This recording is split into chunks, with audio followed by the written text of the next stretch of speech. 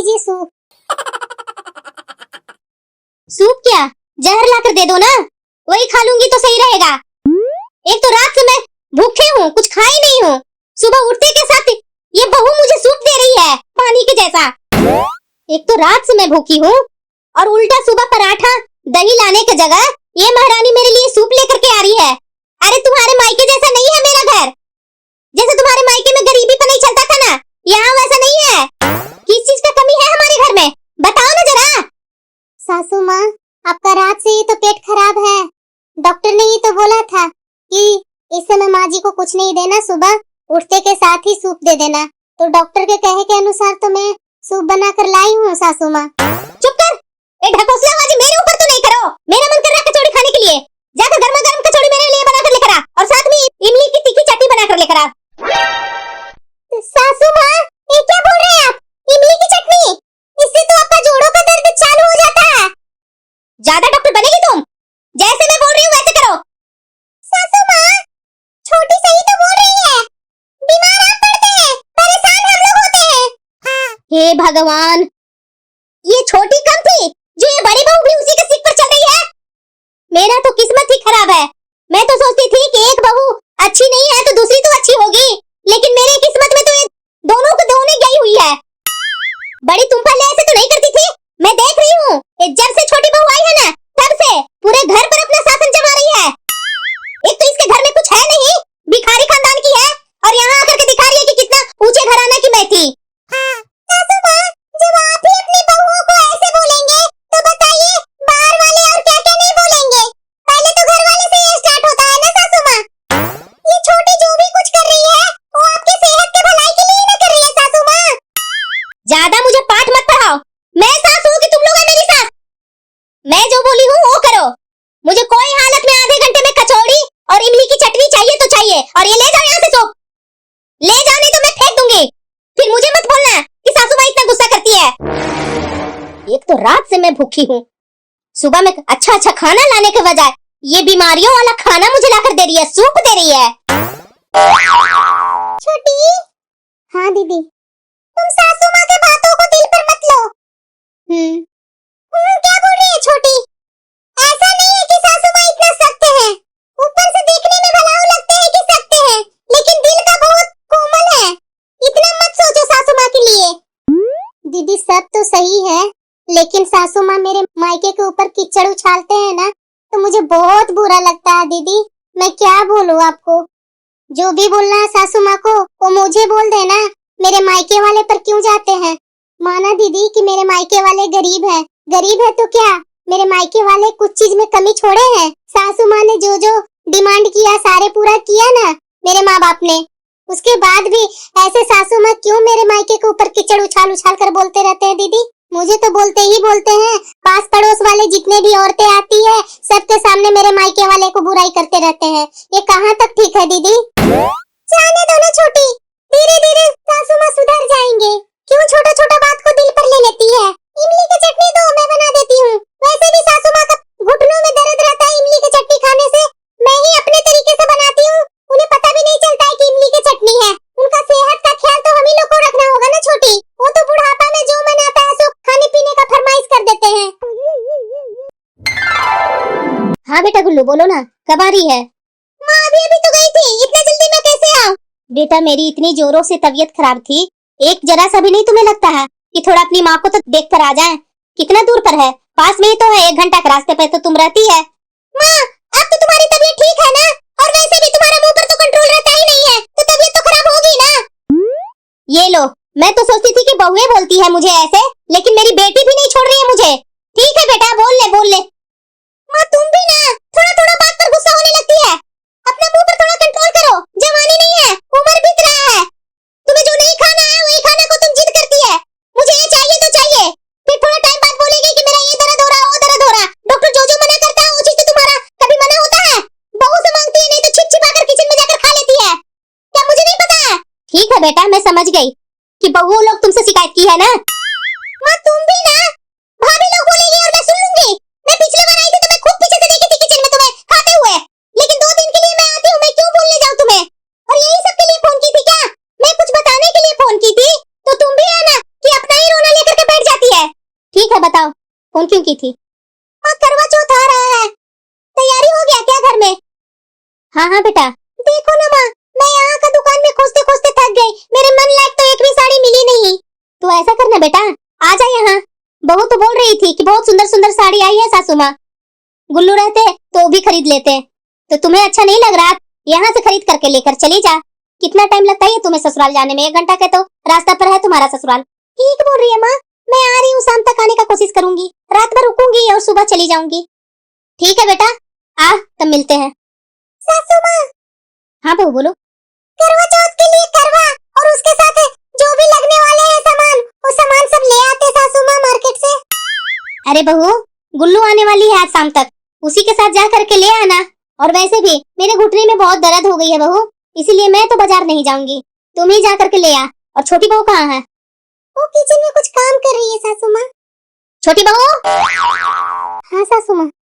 अपनी मायके में माँ से बोल दी है करवा चौथ का सामान भेजने के लिए? हाँ सासू माँ।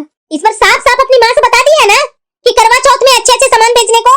पिछले बार जैसा नहीं होना चाहिए बहू कि सबके सामने मेरा सर नीचा हो। पिछले बार याद है ना कि मेरी सारी फ्रेंड मेरा कितना मजाक उड़ाई थी कि आपकी बहू के मायका इतना गरीब है, इतने घटिया लो क्वालिटी का उसके माँ बाप ने ऐसा सामान भेजा है। याद है ना कि पिछले बार कितना मेरा हसारत हुआ था? इस बार नहीं होना चाहिए बहू, साफ लफ्जों में अपनी माँ से बोल देना। ठीक है सासू माँ। कैसे है भाभी, ठीक है ना? हाँ हाँ गुल्लू, सब ठीक है। आप अपना बताइए, सब ससुराल में ठीक है ना? इसके ससुराल में क्या होगा, सब ठीक ही है। तुम्हारे जैसा थोड़ी ना मेरी बेटी का स्वभाव है। क्या माँ? तो और क्या बेटा, मैं जो भी बोल रही हूँ सही बोल रही हूँ। ये तुम्हारी छोटी भाभी के जैसा तुम्हारे घर में कोई देवरानी या जेठानी आ जाती ना बेटा, तो तुम्हारी सास का तो कल्याणी हो जाता। माँ तुम भी है ना, नहीं सुधरेगी तुम, छोड़ो। बड़ी भाभी, आप साड़ियाँ कहाँ से लिए थे? चलिए ना, मुझे भी वही दुकान में ले चलिए। मुझे भी साड़ी लेना है भाभी, मैं अपने तरफ ढूंढ ढूंढ कर परेशान हो गई, लेकिन मेरे मन लायक साड़ी मिली ही नहीं।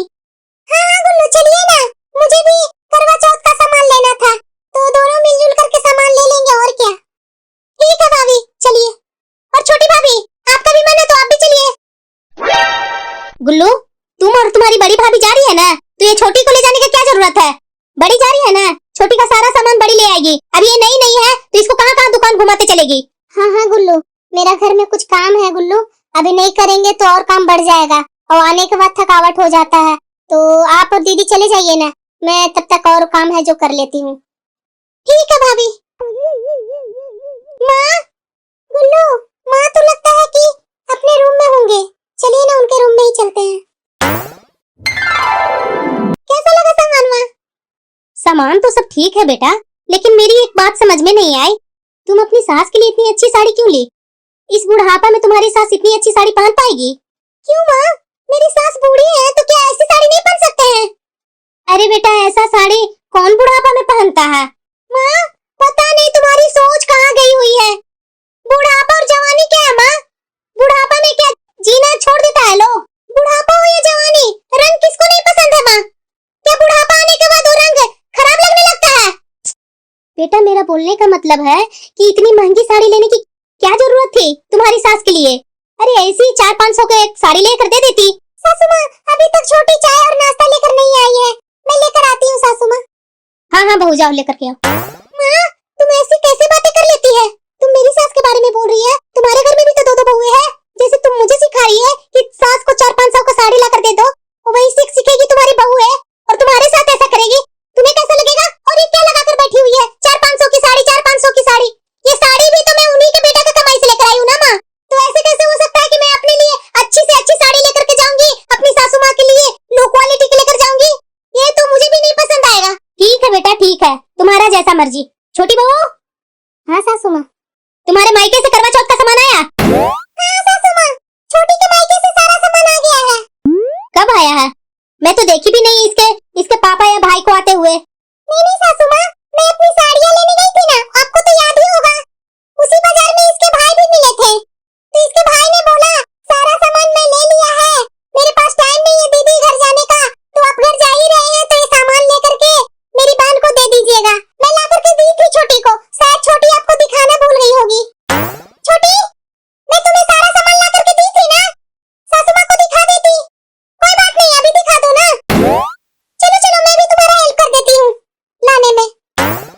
रही है बेटा, ये बड़ी बहू क्या समझती है, मुझे बेवकूफ समझती है। मैं इसकी चालाकियां मैं नहीं जान रही हूँ। इतने साल तो मैं इसके साथ बिताई हूँ, सब मुझे इसकी चालाकियां पता है। ये झूठ बोल रही है बेटा। माँ, जब तुम्हें पता है भाभी की चालाकियां, तो आप चालाकियां करने पर मजबूर क्यों करती है? माना माँ कि छोटी भाभी का मायका गरीब है, तो क्या जरूरी है इतना डिमांड करना? मैं और डिमांड? इस गरीब भिखारन के मैं क्या डिमांड करूंगी बेटा?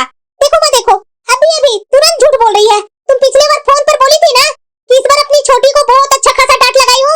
पिछले बार इतने लो क्वालिटी का सामान उसका माँ बाप ने दिया था कि मेरी बेइज्जती हो गई थी। इस बार तो अच्छा खासा मैं क्लास लगाई हूँ। इस बार तो अच्छा सामान आना ही चाहिए। तुम बोल करके और भूल जाती है। जब तुम जान रही है माँ कि छोटी भाभी का मायका बहुत गरीब है, तो क्या जरूरी है इतना डिमांड करने का? माँ संभल जाओ, आज भाई तुम्हारे साथ है, कल का यही सब तुम्हारा गुस्सा के कारण सब अलग थलग हो जाएंगे ना, तब समझ लेना। और ये बात पक्का विश्वास के साथ मेरा बात को गांठ बांध लो कि पति अपनी पत्नी को कभी भी दुखी नहीं देख सकता है। एक बार अपनी माँ के साथ ढीला पड़ जाएगा, दूसरी बार माँ के सामने कुछ नहीं बोलेगा अपनी पत्नी को, लेकिन तीसरी बार अपनी पत्नी की तरफ से जब तुमसे बोलना चालू करेंगे ना भाई, तब तुम्हें पता चलेगा। अगर बेटे लोग को भी मुंह से तुम्हें उल्टा सुल्टा सुनना है, तो ऐसे ही अपना आदत बनाए रखना। फिर कल का मुझसे फोन करके मत बोलना कि बेटा देखो ना ऐसे कर रहा तुम्हारा भाई, वैसे कर रहा तुम्हारा भाई। माँ अभी भी वक्त है, सुधर जाओ। छोटी बहू, बड़ी बहू, हाँ सासू माँ। तुम जहाँ से अपने लिए साड़ी ली थी ना, और आज गुल्लू भी लेकर के आई है, वही दुकान से छोटी के लिए भी साड़ी लेकर के आ जाओ। शौक क्यों रही है बहू? छोटी बहू के मायके से मुझे सामान नहीं चाहिए। अब जो भी है यही का सामान से करवा चौथ का व्रत करेगी मेरी छोटी बहू। आखिरकार व्रत तो मेरे बेटे की लंबी आयु के लिए न कर रही है बहू तुम। हाँ भाभी, माँ बिल्कुल सही बोल रही है। आज शाम का खाना मैं बना लेती हूँ, और आप और छोटी भाभी दोनों मिल करके अच्छे से शॉपिंग कीजिए और लाकर मुझे भी दिखाइए कि क्या क्या आपने खरीदा है। अब मुंह क्यों बना रहे हैं छोटी भाभी? जल्दी जाइए, नहीं तो माँ का मूड चेंज ना हो जाए। हाँ बहू, गुल्लू बिल्कुल सही बोल रही है। देखो मेरा मूड न चेंज हो जाए। अब जाओ हंसते हंसते जाकर के बाजार से